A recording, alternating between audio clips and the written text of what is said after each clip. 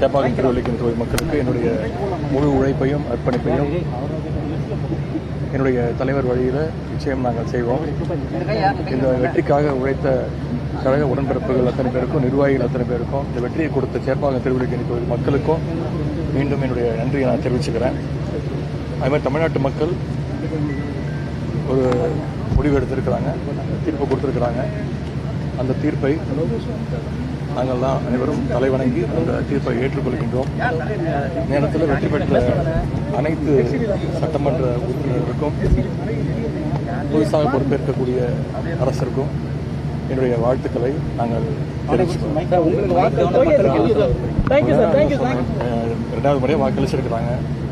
அவங்களுக்கு என்னுடைய நன்றியை தெரிவிச்சுக்கிறேன். நிச்சயம் அவங்களுடைய தேவைகளை பூர்த்தி செய்கின்ற ஒரு நல்ல சட்டமன்ற உறுப்பினராக ஏற்கனவே பணியாற்றின. இந்த முறை மேலும் பணியாற்றுவதற்கு என்னுடைய தலைவர் வழியில், அவருடைய வழிகாட்டுதலில் எங்களுடைய பணிகள் இருக்கும்.